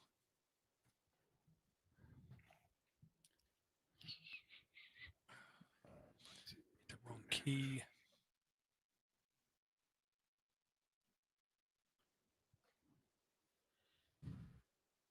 I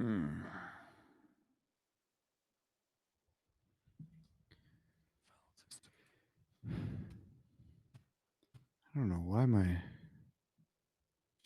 computer is. I don't know if it's not liking this OBS or what, but But yeah, everything's a bit. one thing I do, I load it in a completely clean browser, and I only use that browser for this. Yeah, it's in its own. Wow, it's in its own window from a browser, but yeah, I use so much stuff during the day, And like working and stuff like that. Like, who knows what kind of processes didn't close down properly, and sort of had to do a complete reboot in order to make it work.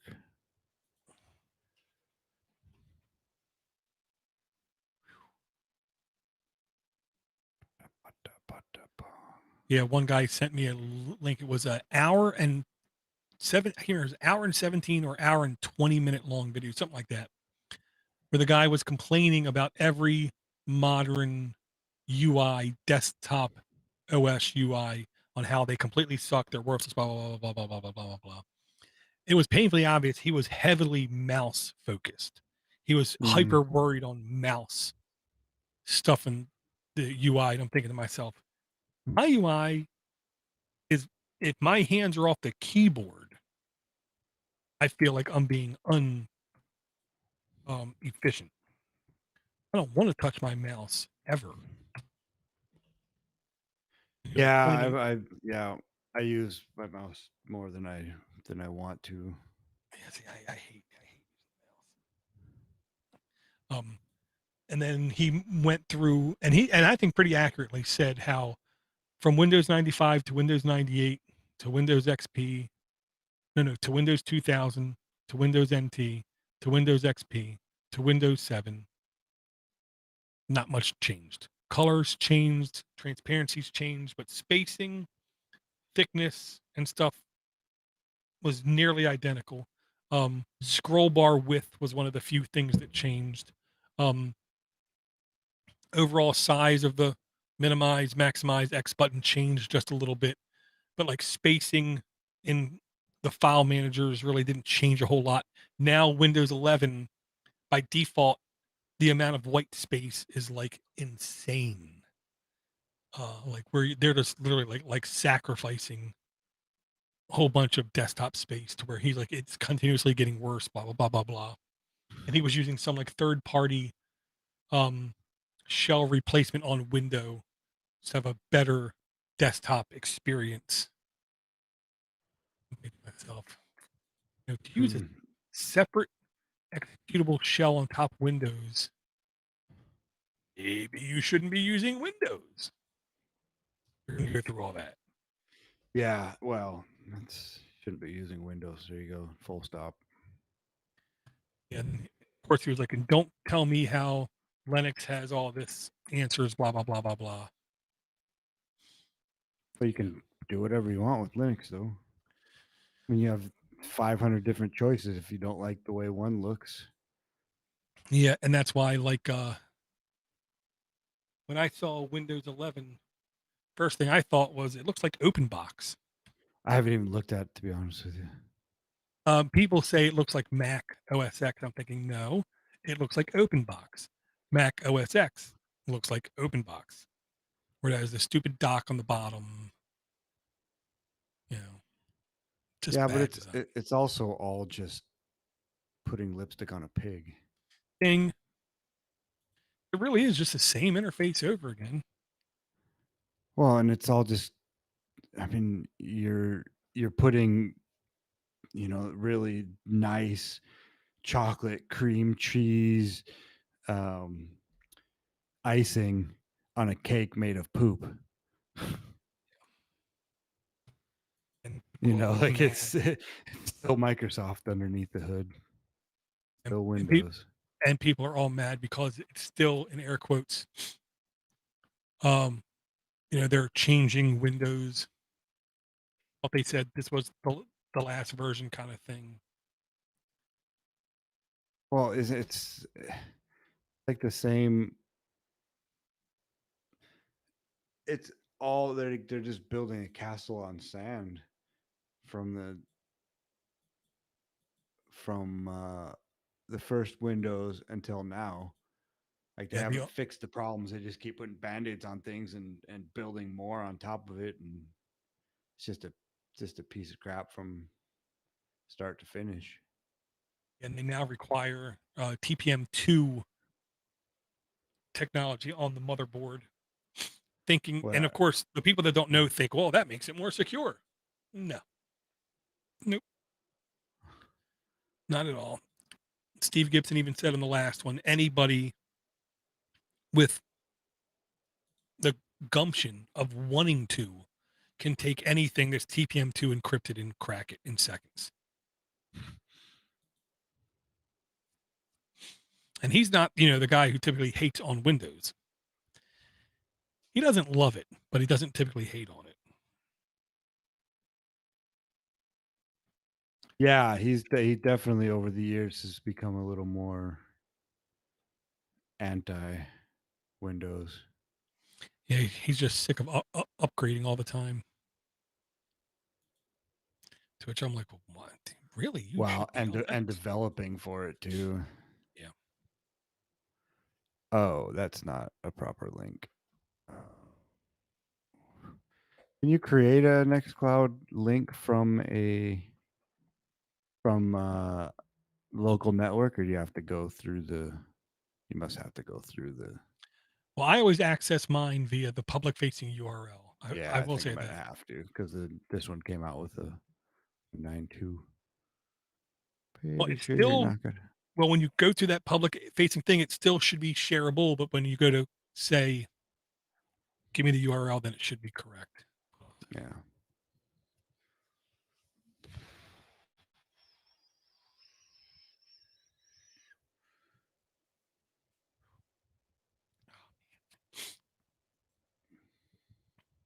Yeah, last night a whopping 3 hours of sleep. Wow. How's your shoulder? Mix is what I'll say. Something, instead of it being virtually all day, everything hurting, now it's for like an hour a day. My neck hurts for like 3 hours a day. It feels like my shoulder is like burning.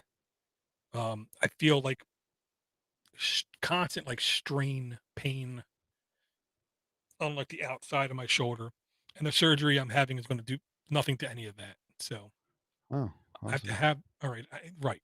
I have to have the surgery, wait 6 weeks, then complain again, and then they'll address it, is the way they put it. You just bought something, Ivor? PB Tech Asus laptop. I'm not gonna lie. I'm a fan of Asus. That's what I told my wife to get. Well, and I'll just ask you one question, Ivor. When you come on the show, turn off the Wi-Fi, Yeah. because between me and you, it was painfully obvious you were on Wi-Fi. 16 gig of RAM should run anything fine.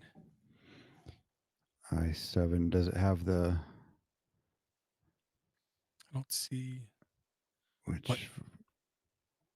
Oh, it's a 10th gen, so that's good. Oh wow. 10th gen i7. Plus, you can probably cook your toast on it. I no comment. Yes. NVMe PCIe 3.0 SSD. That's good.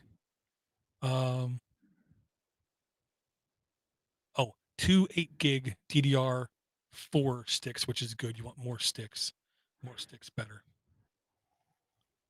Which I tried to explain that to a coworker one time. I'd much rather have 4 gig sticks than 116 gig stick. Does it have the max memory on there? Max is 16, I believe. Wow, that's what it ships with. Yeah. And it has the new Intel Iris graphics, which I will say, as long as you're not playing the highest end games, it should be really good. Comes But with this built-in app, McAfee. we didn't even yeah. I know. It was too easy. The what does the DDR on board mean? Does that mean that there's 8 gigs soldered to the board and then That's what I believe. 8 gigs and then soldered and 1 slot.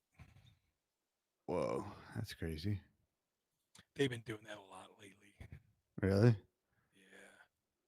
To save space, number one, but also they can put on each side of the board. The soldered side is going to be underneath the keyboard. So under the bottom side, you open up a bay and you can just quickly slap in stick of RAM.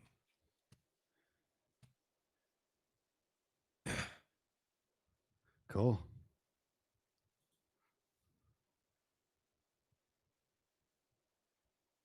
Oh, red.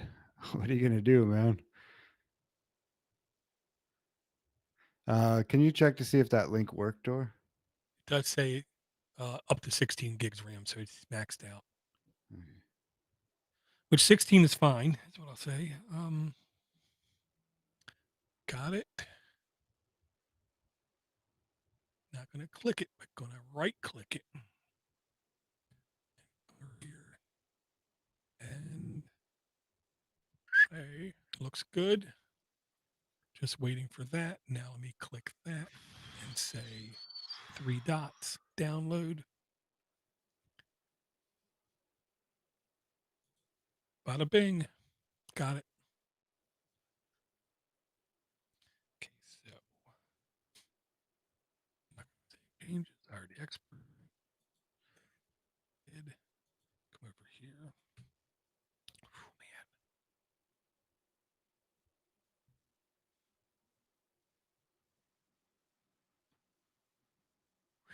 Yeah, see, like right now, it does feel like there's a spike. I feel like Neo in the Matrix. I feel like there's a spike going right in the back of my neck.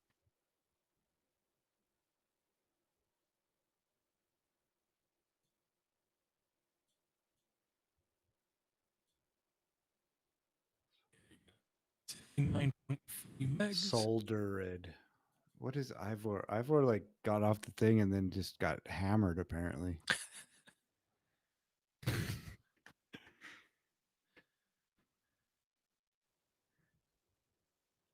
For the guy that doesn't drink, he sure is drunk a lot. Oh yeah, 16 gigs is plenty to run VMs. What I'll say is, don't run many browsers. Don't run lots of browsers, and you can run VMs just fine. Oh my gosh. Apparently they're both drunk. Maybe it's like the Corsican brothers. Yeah, the Kerrigan brothers. What's it called with God, Cheech and Chong, Oh, the Corsican brothers. yeah. The I one think would so, drink, yeah. the other one would get drunk. Punch the one, the other one would get drunk. Or Bob and Doug McKenzie. I did force my kid to watch that like 3 weeks ago, and by the end he's like, "What in the hell? This movie makes no sense." You But I tell had him, to take off, hoser. exactly. But I did have to rewind and play back the one scene like 5 times because I wanted to make sure I heard every word. And it was the scene when the guy was first introducing them to the beer plant because he was complaining how automation is taking everyone's jobs. Mm. And I decided, you got to hear that again. You got to hear that again.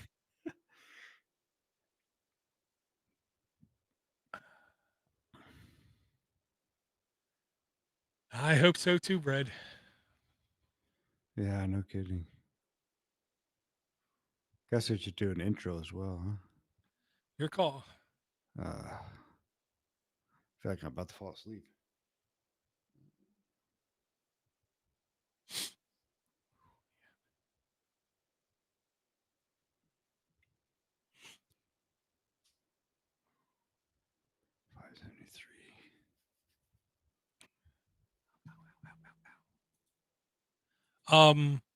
Strange Brew, which was Mm.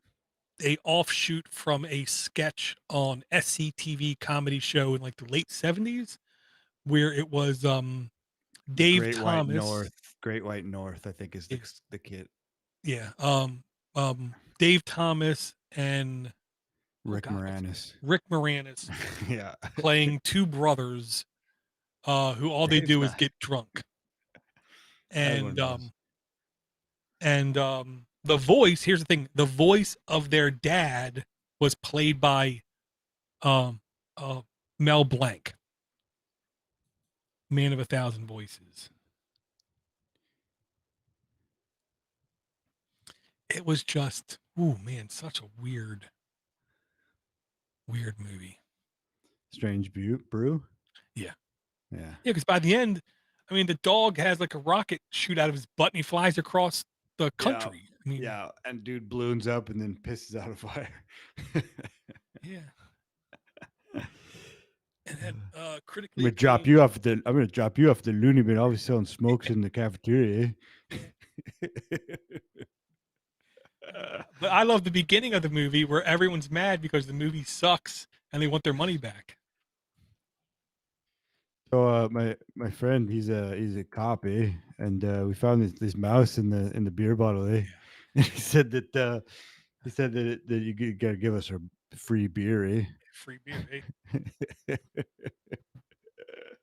But that's maybe my favorite line. I'm gonna drop you off the loony bin. I'll be in the cafeteria selling smokes. And then for some reason, hockey players wearing stormtrooper uniforms with mind control. It was in the beer, yeah. It's like, what the hell? Good old Rosie.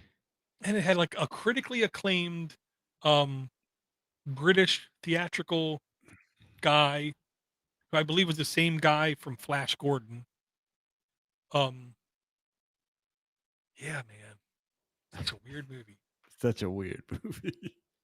Well, and that was a testament to how hard it was to take a small sketch from a comedy show and blow it out to like an hour and a half movie. Not Yeah, easy. Wayne's World.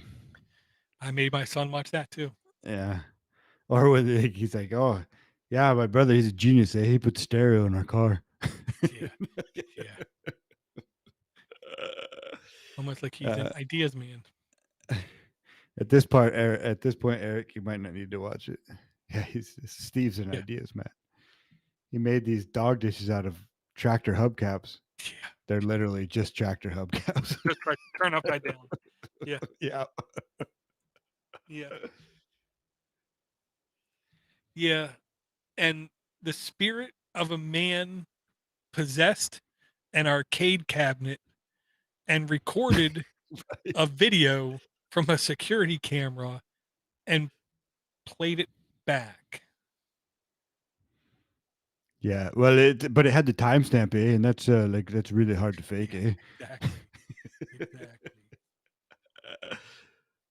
Oh, and then they cut the brakes on the van, and oh man,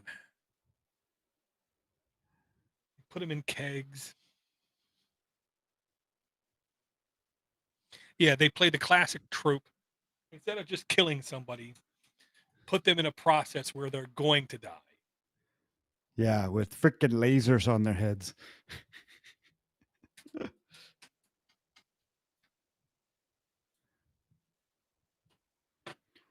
Red says that Mel Blanc had it in his contract that the only credit for voices on Warner cartoons was him, even the female voices. And I do know for a while, every voice actor in the business hated him because he was taking all their jobs. And in hindsight, he wasn't getting paid appropriately for the amount of work he was doing, and he didn't. In the end, he didn't feel like he got the credit he deserved because he really was the guy of 1,000 voices.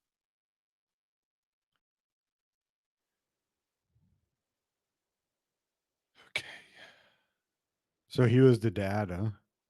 Yeah. He was the voice of the dad. Not the face of the dad, but the voice of the dad. Yeah. Max von Sydow. Yeah, nice.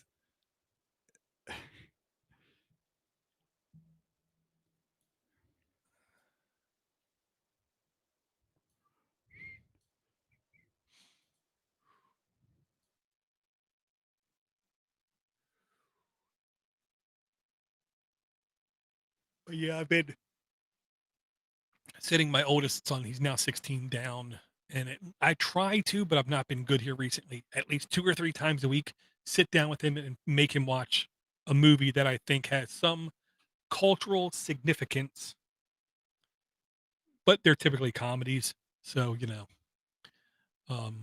he really liked Airplane, like a lot.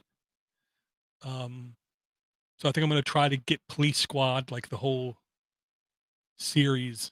I think it's only like 2 seasons long.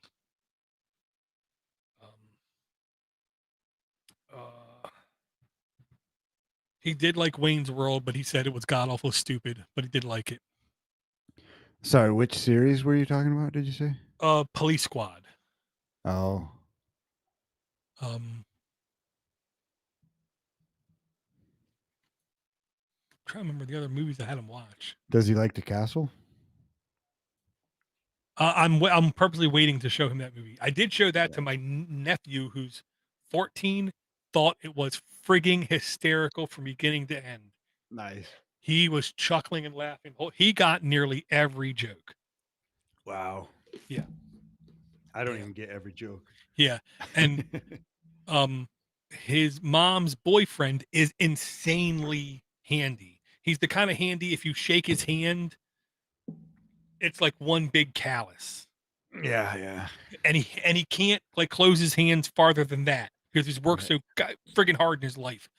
So he kept calling him an ideas man for like 3 weeks, and nobody got it. And I'm just sitting there chuckling. I didn't show him Naked Gun. I did show him Police Academy? No. Animal House? I did show him more than a couple Mel Brooks movies: Spaceballs, History of the World Part 1, Young Blazing Frankenstein, Saddles? Blazing.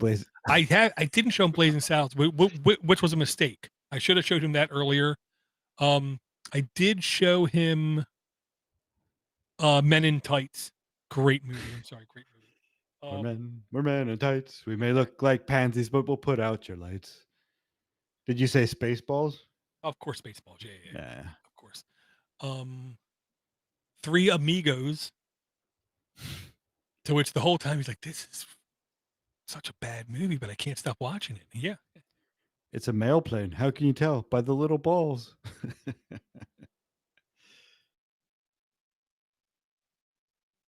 I didn't show him Groundhog Day yet. That's one that's coming up very shortly.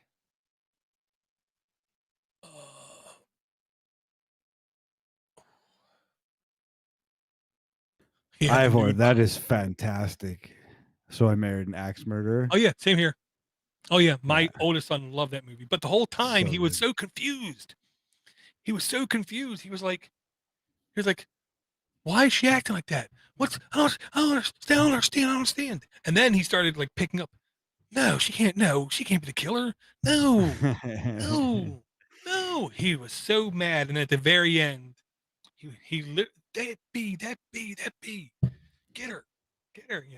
But what would you say to a breakfast of bacon, freshly squeezed orange juice, pancake? Oh, I didn't have those other things. It's like, here's some cereal. Fruit Loops. Yeah. And the one character he loved in the movie, besides the dad, he loved the police chief. Coming in pretending to be mad, and then, oh, did I ever do it? He thought that was fantastic. If you think I'm sexy and you want my body, come on, baby, let me know. Yeah. Heat Ed, pants no. new. Mhm. Heat pants new. Yeah. And then the mom Aye, reading the paper. aye, that was a good one. He's gonna cry himself to sleep on his huge pillow. It's huge pillow. It's like an orange on a toothpick. It's like Sputnik, round in spots but quite pointed in others. Yeah, that's a good one. He's gonna cry himself to sleep on his huge pillow. Oh man.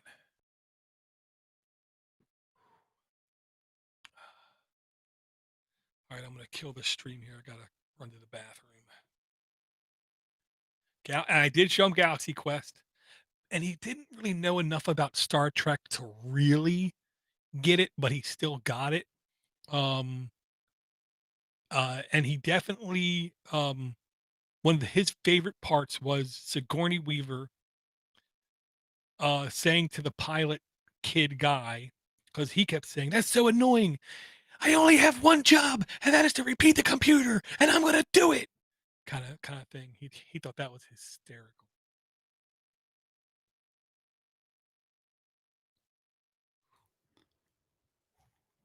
Cool. Are you killing the stream? Yeah, I'm gonna kill the live stream. All right, guys. Thank you guys for coming out.